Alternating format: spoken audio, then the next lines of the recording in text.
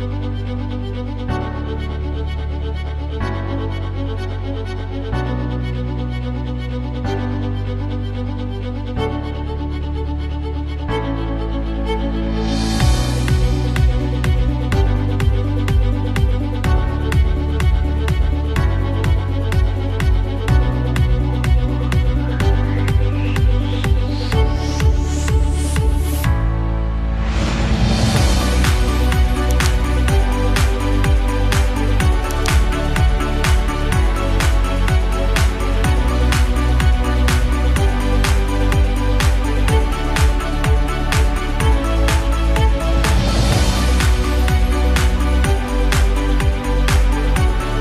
everyone, we're excited to introduce you to Study Abroad Inside series, Ireland, where we'll have a set of experts to answer all your queries about Ireland and the Irish culture. Ireland is a country that can offer you the safest environment to study, learn, make a career and experience a great lifestyle. I'm your host Amit Chaturvedi, and on behalf of IDP Education, I welcome you to Study Abroad Inside series. Keep watching this space for more and do log in to our social media platforms.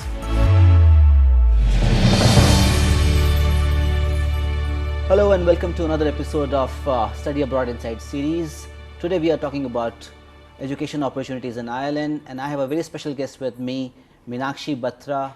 She's been the director of University College Cork, and with an extensive experience of talking to students, explaining them opportunities to study in Ireland. I am sure this is going to be a fantastic discussion to tell our audience a lot more about what they can do when they land into Ireland, or a lot more to hear from Meenakshi. So thank you, Meenakshi, very much for joining us this afternoon. Thank you, Amit. Thanks for having me over. So let me just start by asking you, what's been your role over the years and how you have seen this market evolve and grow? So, well, very frankly, I've been into business development literally all my life. And it's only when I joined and started working with the Irish government and then with the University College Cork that I really started focusing on students and realized what a huge industry, and the number of students that actually travel abroad for studies, and that there is such a need for good universities and good options for students. Great. And before we kind of get into more specific questions for students, tell me something which is 2 or 3 things very unique about UCC. Well, the thing that struck me most about UCC is the fact that it's the leading research university in Ireland. So UCC has, more than 20 research centers in different areas, and they are among the top 5 in the world. So that was one thing that really struck me. And the other thing is that, I used to work with the Investment Development Agency of the Government of Ireland, and we would always showcase the incubation centers that UCC has. So they actually have 4 levels of incubation centers, so some of the best in Ireland. So that was another thing that struck me. And the third thing that I would say is the faculty-student interface. It's a very, very close connect that the faculty have with their students.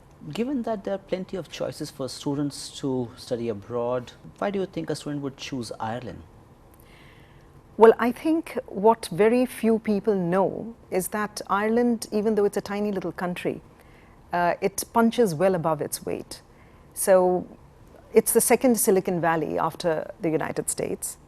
95% of all aircrafts are leased and financed out of Ireland, which very few people know. 15 of the top pharma companies have their research and development and manufacturing in Ireland, as do the top 17 medical devices companies. And then you have the financial services sector, which is really growing, and a lot of financial services companies have come out of the UK now with the Brexit happening and are moving into Ireland. So there's a very, very vibrant industrial scene, and the population of Ireland is just not enough to sustain the demand for talent that these companies have. And I think that's the biggest reason why students should look at Ireland. What is that, if there is any particular exam or an entry criteria? Of course, we'll come into subjects and all later. But are students required to give an exam to get into an Irish institution? We only look at the final exam that they have already done. So for example, if you're looking at undergraduate, we are looking at their 12th standard marks, and this is across Ireland. And if they are looking at postgraduate courses, then we are looking at their undergraduate degree. and we need an English language test. So that's about it. So we are not looking at any other exam. You have been, meeting students, talking to them, explaining them. What is that you as an expert look into a student who is suitable for a role or for a program, or what is that you look into an application when you are shortlisting or going to get them an initial offer? So we really look at academics. For us, academics is very important. So if the student has a good CGPA or a very good percentage in 12th standard, then we know that that's perfectly suited for us. And as I mentioned, the English language, because the education is in English, so we need that our students have a certain level of English so that they can understand what's being taught. So that's about the thing that we look at. Once you're there in the university, then a lot of extracurricular activities will come into play, and that determines your progress in the university in the future years. But initially for admissions, we are really looking at academics. Great. So when we talk of academics, it is the scores of various boards and all. So any top 5 documents which you would like to suggest to our students? What they need for the application? Yep. So they're really looking at their last mark sheet. We are looking at their English language score, the passport copies, 2 LORs, a CV, and in some cases we might even require an SOP. Right. But these are really the basic few documents that are necessary. Since you spoke about SOP, and I know it's critical for a student's evaluation, any kind of recommendation you want to make to students to be conscious, careful about doing their own SOP? Well, I think what the program directors and what the admission team is looking at in an SOP is really the passion that the child has for the subject that he has chosen and for the university. That has he done a little bit of research, or is it just something from the top of your hat, So if the student has done his research and has found that, yes, this is the university that suits me, and and he demonstrates that in his SOP, that's something that will really click with the admissions team. So does any past experience, work experience, or anything extracurricular helps a student to get shortlisted for a program? Well, the work experience definitely does. So in case the student's percentage is on the borderline, then the work experience will definitely help. Even otherwise, the work experience always bumps up your academic score. Extracurricular activities at the point of admission may not be really relevant where Ireland is concerned. But as I said, that once you're there in the university, it really counts. And extracurricular activities always help in building your personality. And I think that makes a big difference. We spoke about the work experience. You think it is critical to all programs which students are applying, or it is restricted to few? It is restricted to a few. In fact, we don't really ask for work experience. As I said, it'll help the student if they have it, but it's not mandatory. And there are certain programs where you don't need it at all, like some of the science programs in biotechnology. You don't expect a student to have had any experience in biotechnology. And that's a subject that a student is pursuing only because they're passionate about it. So no, not for all programs. You have been talking to students for all these years. In your opinion, which are the top few programs which Indian students are very keen to pursue in Ireland? So, well, the top few programs are computer science, data science and analytics, and a few years back we introduced a program called Business Information and Analytics Systems, which is marrying data science and business together, and that has become very popular. Engineering has always been biosciences, biotechnology, but those 3 I would say would be the top programs. So tell me, Meenakshi, in terms of English language assessment tests, what tests are acceptable to Irish institutions? We accept all. So whether it be IELTS, TOEFL, CPE, the Cambridge one, or Pearson, we accept all. And what are the primary intakes for Irish institutions? Are there only one intake, or there are multiple intakes? So some universities will have 2 intakes, like a September and a January intake. But all universities have September, and I think most of them have only a September intake. But there are a few universities that do take a January intake. And where research programs are concerned, so either if you're doing an MRes or a PhD, then you do have more than one intake. It could be 2 or even 4 intakes in a year for research. And what's the typical duration of an undergraduate and a postgraduate program, or it varies like some other destinations where undergrad is 3 years and 4 years as well? All of Ireland has 4 years, all the Irish universities. The undergraduate programs are 4 years and masters is 1 year. There are a few courses in humanities where you might find a 3-year program for undergraduate, and some masters which might be 2 years or 1.5 year. But they're very few. I mean, if it's speaking in general, then masters is 1 year and undergraduate is 4 years. And these days we all understand the value of the accreditations. So Yeah. typical Irish institutions are all accredited, or is it just few of them, and what are these accreditations? So typically most Irish universities would be accredited, and then in some universities some of the programs are accredited, and these accreditations are either from a professional body or from a statutory body, or even regarding exemptions for certain programs. Like if you do finance, then you can get an exemption from a CFA, or you're accredited with the CFA. So further professional exams you could be exempt from. One thing which all students would like to understand, and especially those who aspire to study abroad, is the cost associated studying abroad. And if we look at all the destinations where students are generally interested in, compared to that, where do you think Ireland stands? I think Ireland is definitely cheaper than United States if you're not taking into account some of the scholarships that are offered. But overall, we are very, very cost effective where the United States is concerned. Ireland would be at par with some of the UK universities, but it depends. We might be a little bit more expensive than some of the UK universities, and a little bit slightly less than some of them, but we are more or less the same as far as UK is concerned. So tell me something, what's the average tuition fee for an undergraduate and a postgraduate program? So more or less it's the same. Some of the humanities normally are, the cost is much, the tuition fees is cheaper.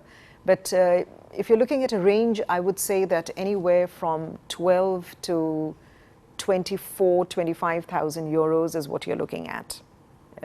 Depending on whether it's a science program involving laboratory work, or whether it's business program or humanities. Medicine, of course, is the most expensive, so that ranges from 39 to 45,000 euros per annum. And since we are talking about a bit of money aspect, scholarships play a role. Yeah. And every student is very interested to know whether they're eligible for a scholarship and kind of thing. So what are typical scholarships offered by Irish institutions? So Irish institutions offer very good scholarships. So you would have, and they're very transparent, and they are based on merit. And since we are looking at the academic score of the student, so normally my experience says that when the student gets the offer letter, the scholarship is mentioned in the offer letter. So you don't have to apply specially for that. There would be certain scholarships which would be applied for, which would be higher, like might give you a 50% off, and they might be limited in number. And then we also have the Irish government scholarships, which are few, which are 100%, and they are meant for, the Irish government kind of tells which country they are applicable for and which subject. And so we don't really talk about those because they are informed a little later, but we do have them. And as an expert on Irish education, what should a student be considering while applying for a scholarship to ensure that they get a scholarship? Well, as I said, at the time of admission, it's really the academics. And unless you're applying for, like I said, the 50%, the higher scholarships, in which you have to demonstrate why the university should consider you particularly for a scholarship. So that would mean that you're a student which needs the funding, that you're a bright student, and you have a passion for that subject, but you are short on funding. If you're a very wealthy person, then you're not really qualified to get a scholarship. So you have to demonstrate a few things. But as far as the other scholarships, the standard scholarships are concerned, a student really doesn't have to apply for it. It comes in your offer letter, as I said. It's very transparent and automatic. So, tell me something about the interest of Indian students. Which are the key cities students are focused at? So I think normally most students think of Dublin. When they think of Ireland, they think of Dublin, which is a capital city, and that's understandable. And we have a majority of our institutions are in Dublin. But I think when I look at the spread of Indian students, they are all over Ireland. And Ireland, as you know, is a small country, so the traveling is very easy and very convenient. And so I think students should focus not really on the cities, but they should focus on the program that they're looking at and which university is offering the best program for their needs. Another thing which is most people want to understand is the weather. So, I know it's different, but how different really it is from our systems in India, our weather in India and the Irish weather? Well, it is quite different. It can be much colder than what we are used to. In Delhi, we used to have a very good winter, which used to help students a lot, but now we are not having that winter any longer. However, the summer would be like the Delhi winter. So in the summer, you can expect temperatures like going up to a maximum of 25, 28. The winters can be dark and gloomy. It rains quite a bit. It's like UK, so you can have 4 seasons in one day. So you have to be always prepared for the rain. But when the sun is out, it's absolutely glorious. You have these beautiful blue skies, and the emerald green of Ireland is really nice. So it's as I said, you see many climates in a short span of time, but you also get used to it. I've spoken to a lot of Indian students who have been living there, and I personally don't like the cold myself, but they tell me that we get used to it very fast. So. How easy it is for an Indian student who is traveling for the first time possibly to settle into any Irish city, and is the food okay or it's easily available, getting along with people, the support from the institution. So, tell us a little more about that. So I'm glad you asked this question, Amit, because this is a point on which I would like to really stress that Ireland is one of the friendliest countries in the world. Cork has actually been rated as the friendliest city in the world by Lonely Planet. And all of Ireland and all the Irish people are extremely welcoming and very friendly. And it's very easy. I find the Irish telling me that they find it very easy to mingle and adapt with the Indian students, and the Indians tell me the same thing. And whether it's business, whether it's businessmen or students, they say it's very easy to really adapt yourself to Ireland and mix up with the Irish. Very friendly people, really, really so nice. I think it will be easy for students to get into Ireland and get accustomed to the culture and the place easily. Absolutely, absolutely. They are very family focused, so are we. They have a stress on education, so do we. Indian food is available. As all of Europe, we Indians will always find European food a little bland. But Indian food is very popular, so you have a lot of Indian restaurants, you have shops that sell Indian groceries and Indian stuff. So one of my tips to the Indian students would be to please learn a little cooking. You tend to save money, and you get your own Indian flavors. So it's very comfortable. You have been to the campus many times in various Irish universities. How vibrant is the culture in the university campus? Well, it's really very vibrant because Ireland attracts a lot of international students. So we have people from all over the world, and so you have lots of clubs and societies, and then everything is celebrated with a lot of enthusiasm. I can give you the example of University College Cork, where the Indian Society is one of the most popular societies that we have. And every student of every nationality wants to be a member, not just Indians. And they celebrate every Indian festival on campus and in the city. So I think culturally it's very, very vibrant all across Ireland. Another thing which students would like to understand is when they come into a new country, a new campus, do they get to live within the campus, or they have to find an accommodation near the campus, and how do they commute then? So I'll be very frank that we have been having a bit of a crunch where accommodation is concerned. But that's not to say that students don't find accommodation. I think across all the universities in Ireland, all of them have on-campus accommodation, and we have off-campus as well, dedicated completely for students. But the on-campus accommodation, we normally try and reserve it for our undergraduate students. They are younger and they need a little bit more taking care of. But then we have, on campus, off campus, we have private accommodation which is dedicated for students. And then we also encourage, apartment sharing by students, which sometimes works out a little cheaper. And also homestays. You can actually stay in an Irish home and, stay with an Irish family. I'll switch now to something more critical for students, which is work opportunity while they're studying and once they've finished. So my first question is, when a student lands into an Irish city to further study, do they get to work part-time or possibly the term break or something? So how does it work? So all students are allowed to work for 20 hours a week. That's standard. My advice to students is that they should wait for a couple of months before they get into this part-time work, because you need to look at your schedules, you need to see how much of library work or reference work you need to put in, and then see how many hours free you have to work. But you are allowed to work, and part-time jobs are available. A lot of students might want to work on campus. Those are also available, but not to the number that one would desire. And you have to keep your eyes and ears open and see, what is coming up.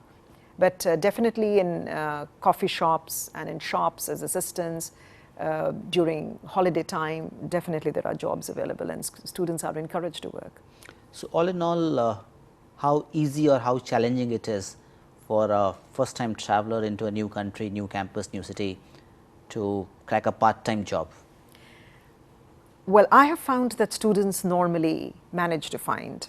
And as I mentioned, that if you have an Indian society, then the student who has been holding a job and is passing out, he normally recommends, that, and if the employer is very happy with him, he'll say that, okay, you know what, I can recommend a student. So normally, the alumni works and your networks work, and they are able to find jobs.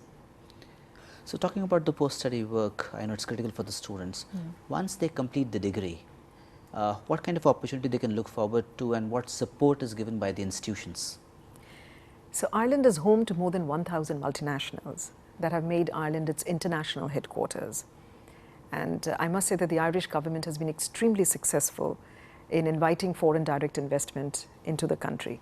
Now all these people, all these companies need talent, So when the post-study work visa was extended to 2 years after post-graduation, so I will clarify that after undergraduation it's 1 year and it's 2 years after PG. But when it was extended because there's a genuine need for talent to stay back in Ireland and fulfill the demand that these companies have. So I find that most students in Ireland would get jobs. It's the fastest growing economy at the moment in Europe. So they do get jobs, and I'll once again take the example of UCC, which just a few months back there was a report in the Irish Times that UCC had a track record of 100% placement across all streams, And then each institution has a career office, a placement cell, which will help the students in making out their CV, in holding mock interviews till the student is absolutely ready and is ready to face the actual interview. So there is a lot of support given to students, and companies do come on campuses, so we have campus placements as well. Great. And how about the internships? Because internships, I understand some programs have built in, some students want to do some internship. So do the universities support students find internship? Are they paid? How does it work? So internship is part of the program, and therefore the university definitely helps in providing the students with these internships. And normally you will find that a student is asked to do either an internship or a research project. It's what the student chooses. But definitely we have internships, and for undergraduate students it's in the 3rd year and maximum a year, but definitely 6 months is the internship. So these internships are largely at the undergraduate or a postgraduate level? Both. Both. And generally at what stage an undergrad student would take up an internship? So normally in the 3rd year. So the program is for 4 years. So in the third year, when you have had a sufficient amount of knowledge behind you, that's when you're introduced to the companies and you go in for an internship in the third year. Considering that Masters is a 1-year program, what will be the duration of an internship then? In the master's program, the internship is normally 3 to 4 months. So is it after the program or it is in between the program? It's How in does it work? between. It's in between the program, normally around the third semester kind of a thing, or between the first and second if there are only 2 semesters. There are students who are kind of interested to have a program enrolled into which is a sandwich year program. So does Irish institutions offer something like a sandwich course, sandwich program, which is extended program in a master's degree level? What we understand in Ireland as a sandwich year is actually the internship. It is in Yeah. a way internship, or could be that you can pick up another subject which is relevant to your master's program, take up that bit, built in that program or that element, and continue with the degree further. Yeah, I don't think we are that flexible. We definitely have an internship, and that is what we refer to. So in the undergraduate, your sandwich year would be the third year. When in some cases, there are certain programs in which you actually have an international exposure. So you actually go to another country in Europe and do the third year there, and along with an internship. So, but the kind of flexibility that you're talking of about taking up another subject is normally not there. Considering that students who are traveling for the first time, they get to a campus, they find accommodation with the support of institutions and some other support. But what happens if there is a medical emergency for a student? Who they connect with? So we have a student, each campus would have a student cell or a student support, they call it pastoral care. As soon as a student arrives on campus, he will register himself, he will go and meet the officials in the pastoral care, and that's where he first connects. And there would be doctors, the hostels would have some kind of medical health, and a medical insurance is something that we insist on. So even before you land on campus, before you leave India, you have to have a medical insurance. But the universities go all out to support a student in any case of medical emergency or anything. In case of a financial emergency, at times because students are traveling for the first time, they're not aware, there could be some challenge back home. Does universities or colleges or a body of Irish government extend any support to such student, maybe a temporary support to students? The universities do. I don't think so the Irish government as such does. But then of course there's always the Indian embassy that will be supporting its students. But the universities do have an emergency fund through which they help the students in case of a financial crisis. Right. One thing which I think most students would be interested to understand is when they are pursuing degree or post after the degree completes, either the post-study work opportunity or after that even, what are the chances of they finding jobs in their interest area, which is like the degree they pursued and kind of things? I think it's, in Ireland at the moment, it's very likely that you will get a job in the area that you are pursuing, that you are studying. So as I was mentioning that, Ireland is home to so many industries and so many companies in different sectors that it's really easy for students to get jobs in their sectors.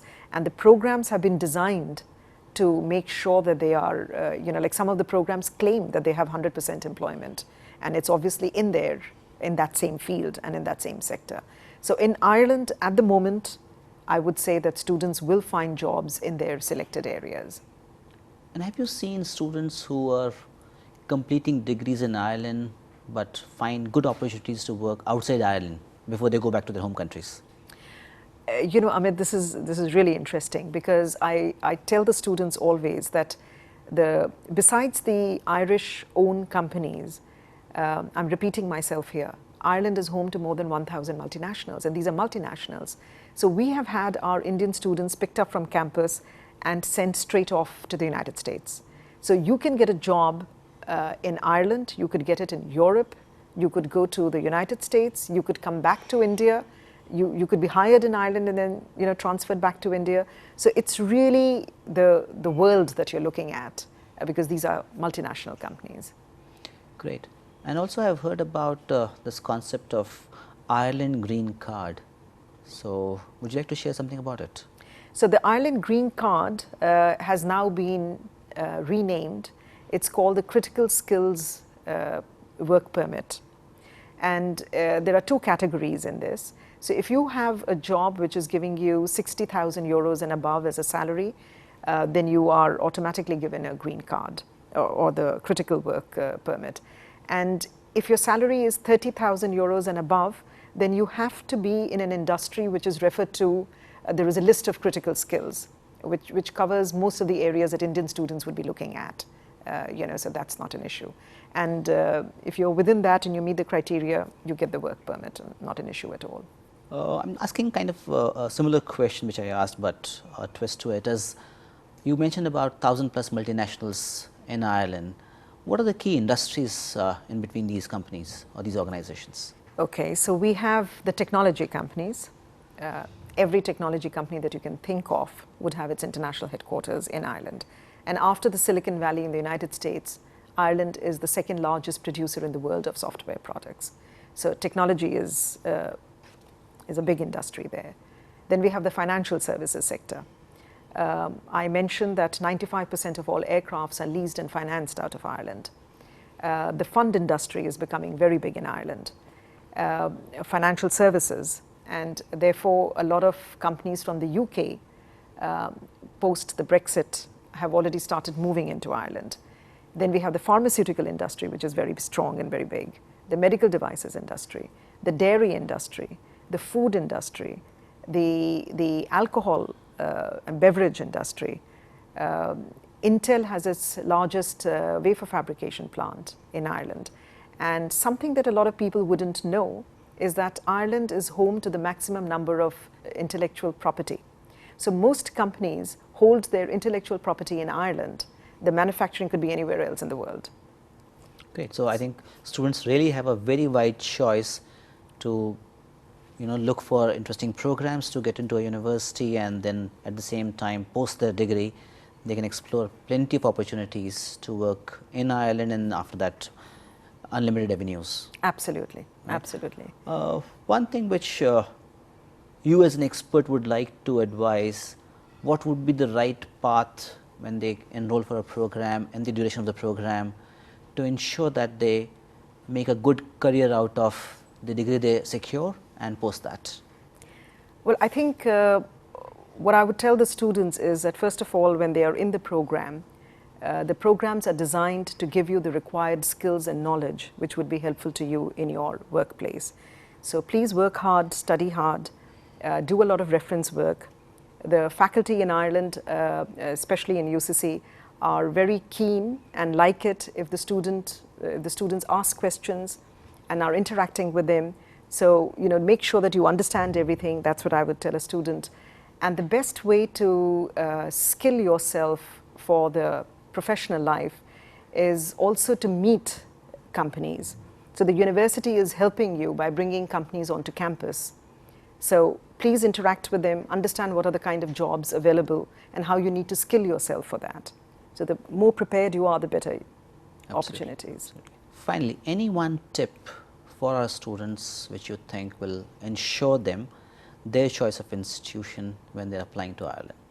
Well, once again, Ireland is offering you a plethora of programs for the wide range of industries that are present in Ireland. So please go through the modules and look at the program more than anything else, and then take a decision as to which university would be the best suited for you. But do go through the modules and study that, and then take a decision. Great. And before we close, I have got some rapid fire kind of questions which Okay. I would request if you can just give us 2 or 3 key tips to these questions and some quick answers, right? So my first question is 3 USPs of UCC. Well, UCC is very focused on entrepreneurship and research. These are the 2 main USPs, and the fact that it has a very, very good student-faculty interface. So if you have an idea, even if you're an undergraduate student, you are incubated, you are mentored, and you're encouraged to start your own company and be an entrepreneur. So that's a very good thing.